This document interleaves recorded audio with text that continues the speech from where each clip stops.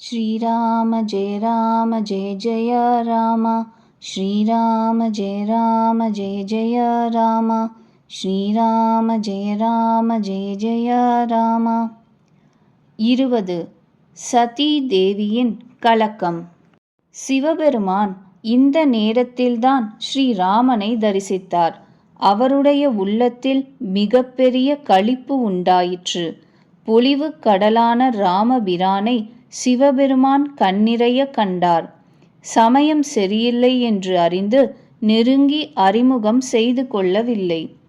சச்சிதானந்தமே வெல்க, உலகை தூய்மையாக்குபவரே வெல்க, இவ்விதம் மனதார கொண்டாடிவிட்டு காமனை வென்ற சிவபெருமான் அகன்றார். கருணை கருவூலமான சிவபெருமான் திரும்பி திரும்பி பார்த்து ஆனந்தத்தினால் மெய்சிலிர்த்து சதி தேவியுடன் போய்க் கொண்டிருந்தார். சதி தேவி சங்கரரின் அந்த நிலையை பார்த்தாள். அவளுடைய உள்ளத்தில் பெருத்த ஐயம் எழுந்தது. சங்கரரை உலகமனைத்தும் வணங்கி போற்றுகிறது. அவர் உலகிற்கே ஈசன். தேவர்களும் மனிதர்களும் முனிவர்களும் எல்லோரும் அவருக்கு தலை வணங்குகிறார்கள். ஆனால் அவர் ஒரு அரசகுமாரனை வணங்குகிறாரே, சச்சிதானந்த பரமாத்மா என்கிறாரே. அவருடைய ஒளியைக் கண்டு அவர் எவ்வளவுதான் முயன்றாலும் உள்ளத்தில் அடக்க முடியாத அளவு பெருகுகின்ற பிரேமையில் மூழ்குகிறாரே. பரபிரம்மம் எங்கும் நிறைந்தது, மாயை அற்றது, பிறவி அற்றது, அறிவுக்கு எட்டாதது, விருப்பற்றது, வேற்றுமை அற்றது, அதை வேதங்களும் அறியா. அது உடல் பெற்று மனிதனாக முடியுமா என்ன? விஷ்ணுவே தேவதைகளின் நலன் கருதி மனித உருவை எடுத்திருக்கிறாரா? அவரும் சிவபெருமான் போல எல்லாம் அறிந்தவராயிற்றே, ஞானத்தின் கருவூலமாயிற்றே. அசுரர்களின் பகைவன் லக்ஷ்மிபதியான அந்த விஷ்ணு பகவான் அருவிலி போல பெண்ணை தேடுவாரா? ஆனாலும் சிவபெருமானின் சொல்லும் பொய்யாகாதே. சிவபெருமான் எல்லாம் அறிந்தவர் என்பதை யாவரும் அறிவரே. சதி தேவியின் இதயத்தில் இவ்விதம் கரைகாணா கலக்கம் உண்டாகி ஊன்றிவிட்டது. பின் எவ்விதமும் அவளுடைய உள்ளத்தில் அறிவு பிரகாசிக்காது போலும். பவானி இதை வெளியிடவில்லை. ஆயினும் அந்தர்யாமியான பரமசிவன் இதையெல்லாம் அறிந்தார். சதிதேவி, கேளாய், உனக்கு பெண் இயல்பு வந்துவிட்டது. மனதில் ஒரு நாளும் இவ்விதம் ஐயம் எழக்கூடாது. எவருடைய கதையை அகஸ்திய முனிவர் பாடினாரோ, எவருடைய பக்தி பற்றி நான் முனிவருக்கு சொன்னேனோ, அவர்தான் என் இஷ்ட தெய்வம் ரகுவீரன். ஞானிகளான முனிவர்கள் கூட அவருக்கு சேவை புரிகிறார்கள். ஞானிகளான முனிவர்கள், யோகிகள், சித்தர்கள் இடைவிடாது நிர்மலமான மனத்துடன் எவரை தியானம் செய்கிறார்களோ, அதுவல்ல இதுவல்ல என்று வேதங்களும் புராணங்களும் கூறி எவருடைய புகழை பாடுகின்றனவோ அவர் எங்கும் நிறைந்தவர், எல்லா பிரம்மாண்டங்களுக்கும் நாயகர், மாயையை ஆள்பவர், நித்தியமானவர், மிகவும் சுதந்திரம் உடையவர், பரபிரம்மம், பகவான் ஸ்ரீராமன். அவர் தம்முடைய பக்தர்களுடைய நன்மை கருதி தன்னிச்சையாக ரகுகுல மணியாக அவதரித்திருக்கிறார். இவ்விதம் பலமுறை சிவபெருமான் சொன்ன போதிலும் சதி தேவியின் உள்ளத்தில் அந்த உபதேசம் பதியவில்லை. அப்பொழுது பகவானின் மாயையின் வலிவை உணர்ந்த சிவபெருமான் சிரித்துக்கொண்டே கூறினார், உன் மனதில் எந்த சந்தேகம் மிக்க உள்ளதோ அதை நீ ஏன் சென்று பரீட்சை செய்து பார்க்க கூடாது? நீ எப்போது திரும்பி வருவாயோ அதுவரை நான் இந்த ஆலமரத்தடியில் அமர்ந்திருப்பேன். எப்படி உனக்கு இந்த அறியாமையினால் எழுந்த பெரிய குழப்பம் அகலுமோ, நன்கு விவேகத்தினால் ஆராய்ந்து நீ அப்படி செய். சிவபெருமானின் இந்த அனுமதி பெற்று சதிதேவி கூறினாள். மனதுள் ஆலோசித்தாள், தம்பி, இப்போது நான் என்ன செய்யலாம்? இங்கே சிவபெருமான் தக்ஷகுமாரி சதிதேவிக்கு நல்ல வேலை இல்லையோ என்னவோ, நான் இவ்வளவு கூறியும் அவளுடைய சந்தேகம் தீரவில்லையே. ஆகவே விதி விபரீதமாகிவிட்டது. சதிதேவிக்கு நல்லதற்கு இல்லை என்று சிவபெருமான் மனதில் அனுமானித்தார். ராமன் என்ன திட்டமிட்டிருக்கிறாரோ அதுவே நடக்கும். தர்க்கம் செய்து வளைந்த மரக்கிளையை நீட்ட முடியுமா? இவ்விதம் சிவபெருமான் நினைத்து ஸ்ரீ ஹரியின் நாமத்தை ஜபிக்க ஆரம்பித்தார். எங்கு சுகத்தின் சுரங்கமான ராமபிரான் இருந்தாரோ சதிதேவி அங்கு சென்றாள். சதிதேவி மாற்றி மாற்றி மனதில் ஆராய்ந்து பார்த்தாள். சீதாதேவியின் வடிவை எடுத்துக்கொண்டு அவள் எண்ணப்படி மனித அரசனான ராமச்சந்திரன் வருகின்ற வழியில் எதிர்நோக்கிச் சென்றாள். சதி தேவி போட்டுக்கொண்டிருக்கும் வேஷத்தை பார்த்து லக்ஷ்மணர் திடுக்கிட்டார். அவருடைய உள்ளத்தில் பெரிய குழப்பம் உண்டாயிற்று. மிகவும் ஆழ்மை உள்ளவரானபடியால் ஒன்றும் பேசவில்லை. தீரமதியுடைய லக்ஷ்மண சுவாமி ராம பிரபுவின் பிரபாவத்தை நன்கு அறிவார். எல்லாவற்றையும் பார்த்து கொண்டிருந்த எல்லோருக்கும் அந்தர்யாமியான தேவர்க்கு அதிபதியான ராமபிரான் சதி தேவியின் கபடத்தை அறிந்தார். எவரை நினைத்தாலே அஞ்ஞானம் அழியுமோ அவர்தான் எல்லாம் அறிந்த பகவான் ஸ்ரீராமன்.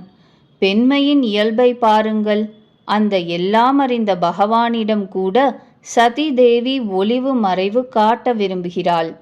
தன்னுடைய மாயையின் விளையாட்டை மனதில் உணர்ந்த ஸ்ரீராமன் சிரித்துக்கொண்டே இனிமையான குரலில் சொன்னார்.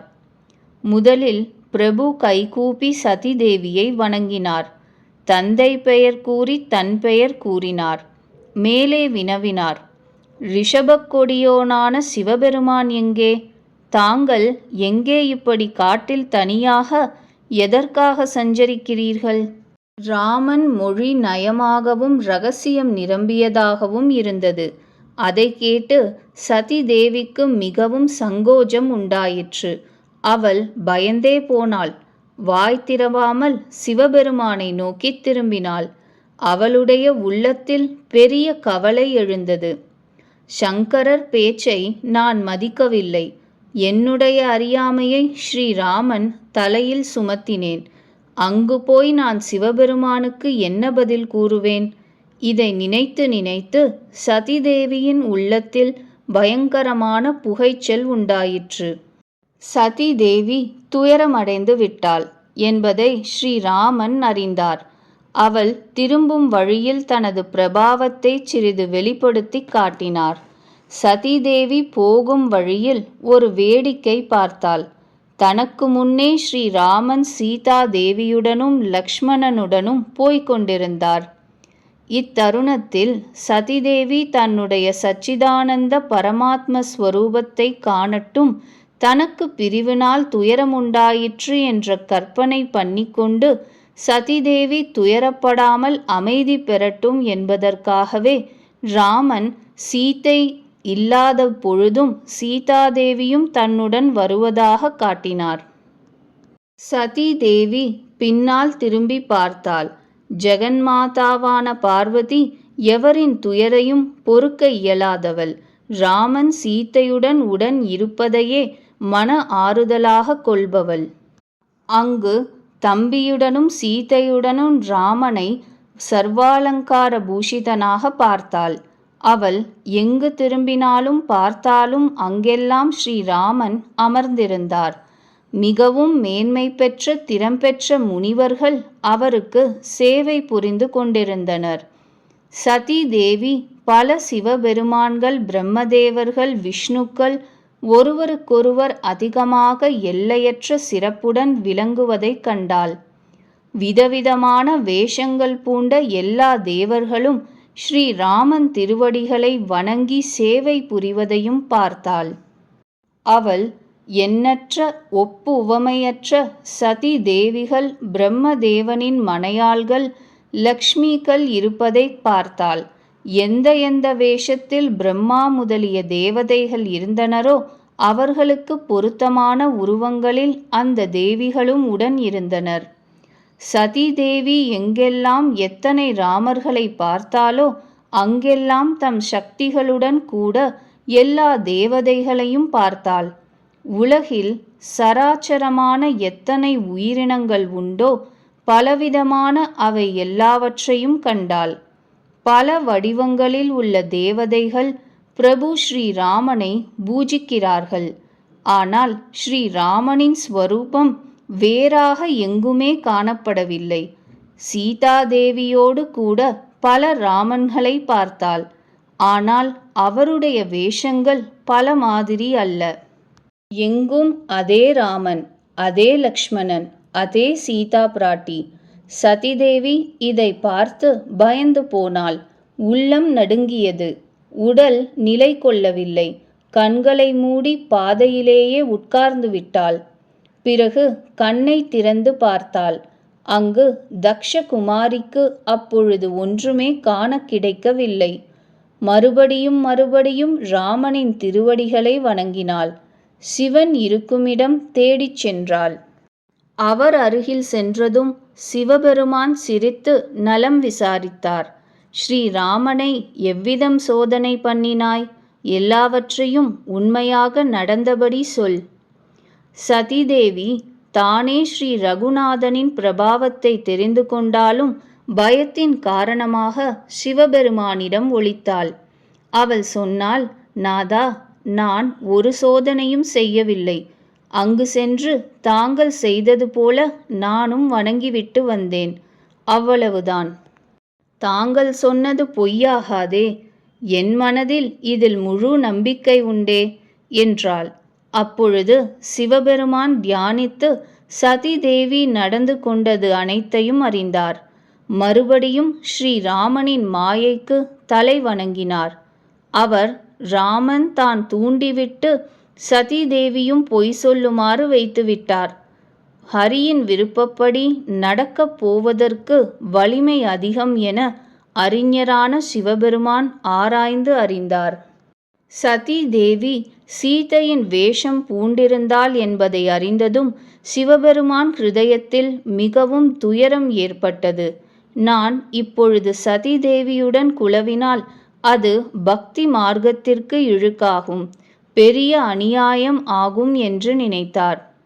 சதி மிகவும் புனிதமானவள். அதனால்தானே அவளால் சீதா வேஷம் போட முடிந்தது. ஆகவே இவளை துறக்கவும் முடியாது. பிரேமை காட்டினாலோ பெரிய பாபமாகும். வெளிப்படையாக மகாதேவன் ஒன்றும் கூறவில்லை. ஆனால் உள்ளத்தில் மிகவும் கொதிப்பு ஏற்பட்டது.